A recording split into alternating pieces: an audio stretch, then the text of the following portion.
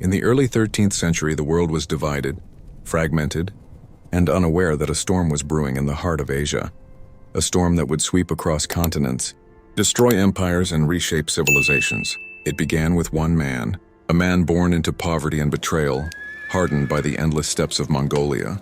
His name was Temujin, but history would remember him as Genghis Khan, the universal ruler. His rise was not only the story of conquest, it was the story of transformation. From a tribe of scattered nomads, he forged the most fearsome war machine the world had ever seen. And when his invasion began, no power, from China to Persia to Europe, would be safe. Temujin was born around 1162 into a harsh and unforgiving world. The Mongol tribes were fierce but divided, constantly warring among themselves for survival and supremacy. His father, Yesugei, was a minor chieftain, but when Temujin was only 9, his father was poisoned by rival Tatars. His family was cast out, left to starve on the open steppe.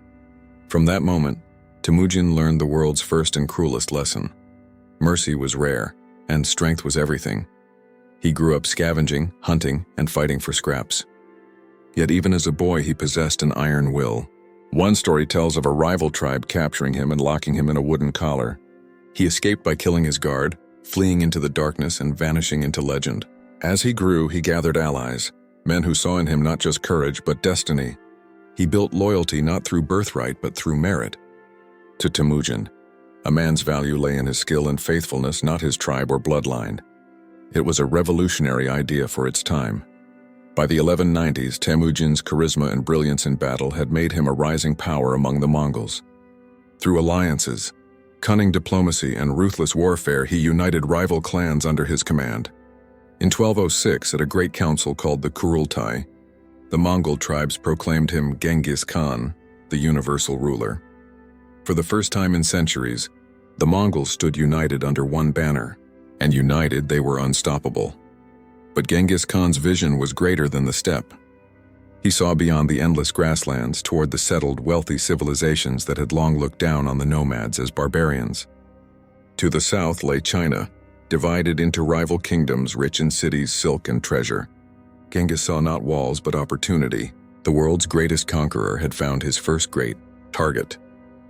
His first major campaign began against the Western Xia kingdom in northern China around 1209. The Xia rulers underestimated the Mongols, thinking their nomadic cavalry could never breach fortified cities. They were wrong. The Mongols combined speed, intelligence, and psychological warfare to devastating effect. Genghis used captured engineers to build siege weapons, diverted rivers to flood enemy defenses, and offered mercy to those who surrendered, but annihilation to those who resisted. By 1210, Western Xia was forced into submission, paying tribute to the Mongols. It was only the beginning. Next, Genghis turned his attention to a far greater prize: the Jin dynasty, rulers of northern China and masters of the rich Yellow River plains. The Jin army was massive, numbering in the hundreds of thousands, supported by fortified walls, catapults, and crossbows. But Genghis Khan understood something few generals did: speed kills. He divided his army into small, highly mobile units, capable of striking in multiple directions at once. The Mongols rode light horses, carried little baggage, and could cover over 100 miles a day. In 1211, the Mongol invasion of Jin territory began. They swept through the Great Wall's defenses like a wildfire. At the Battle of Yehuling, Genghis's forces ambushed a Jin army nearly twice their size, slaughtering them in the mountain passes. Over the next 2 years, city after city fell. The Mongols were relentless, attacking supply lines, cutting communication, and sowing terror wherever they went. Refugees poured into the Jin capital, Zhongdu, modern-day Beijing. By 1215, Zhongdu was under siege. The Mongols surrounded the city and cut off all supplies. The Jin emperor, desperate and starving, finally surrendered. When the gates opened, the Mongols entered and unleashed devastation. The city was burned, its treasures seized, and its defenders slaughtered. The message was clear: resist and perish, submit and live. With northern China subdued, Genghis Khan now turned westward. The Mongols had no concept of borders or limits. The world itself was their battlefield. Beyond the western deserts lay the Khwarezmian Empire, a vast realm stretching across Persia and Central Asia. ruled by Shah Muhammad II. It was a powerful state, prosperous from trade along the Silk Road. Genghis hoped to establish relations and open trade routes, not war. He sent a caravan of merchants bearing gifts and proposals of friendship, but the Shah's arrogance sealed his fate. Suspicious of the Mongols, he ordered the caravan seized and the merchants executed. Genghis, furious yet cautious, sent envoys to demand justice. The Shah killed one envoy and humiliated the others by shaving their beards, an unforgivable insult. It was a fatal mistake. Genghis Khan swore vengeance, declaring, "The word of God has come from the east. If you had not committed this crime, your empire would have remained." In 1219, he unleashed his army upon Khwarezm. What followed was one of the most brutal and brilliant campaigns in military history. The Mongol army, estimated at around 150,000, advanced in multiple columns, attacking from different directions to confuse and overwhelm the enemy. They crossed deserts thought impassable, guided by captured locals and their unmatched knowledge of terrain.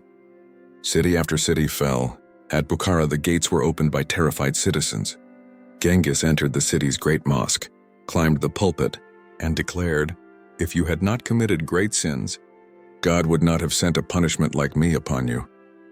The city was looted, its inhabitants enslaved. Next came Samarkand, one of the richest cities in the Muslim world. The Shah's elite troops, including war elephants, stood ready, but the Mongols used deception to deadly effect.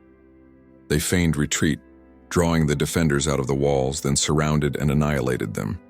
Samarkand fell, and with it the heart of the Khwarezmian Empire.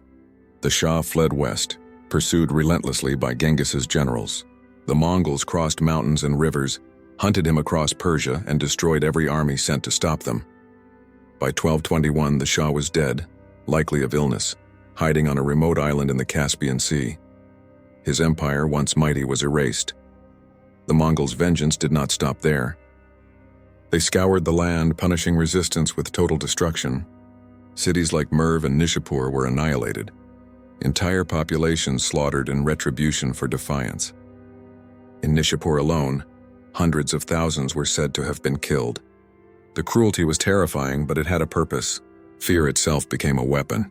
Cities that heard of the Mongols' wrath often surrendered without a fight. While his generals finished the conquest of Persia, Genghis turned his attention to new horizons. He sent forces into the Caucasus, crushing Georgian and Armenian resistance. His scouts reached as far as the Black Sea, encountering the armies of Kievan Rus.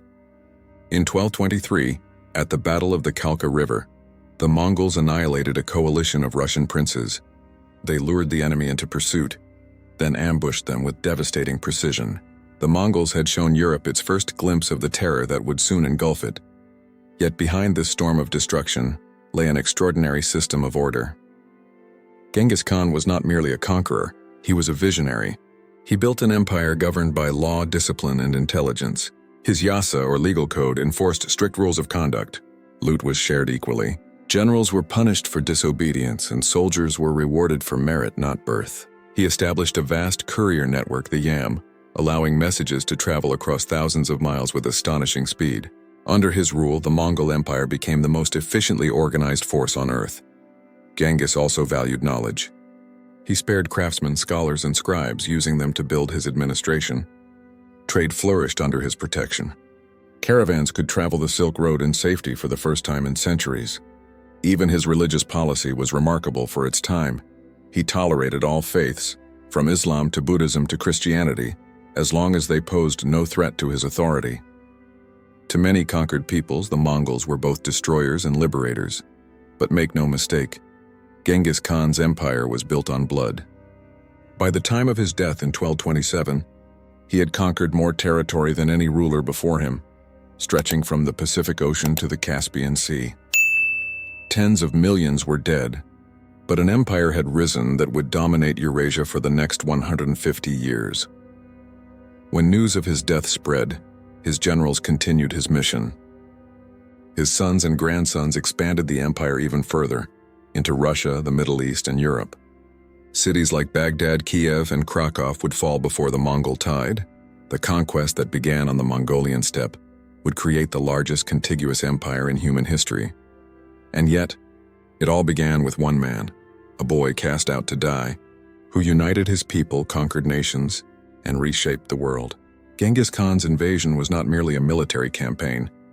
It was the birth of a new order, an empire of horses, arrows, and iron discipline. His genius lay not just in destruction, but in the creation of something lasting, a system of communication, law, and global connection that would influence trade and culture for centuries. Even today, historians debate his legacy. To some, he was a monster, a butcher who left cities in ashes. To others, he was a visionary who connected East and West, laying the foundation for the modern world. Perhaps the truth lies in both. Genghis Khan was the embodiment of contradiction, cruel yet just, savage yet strategic, feared yet admired.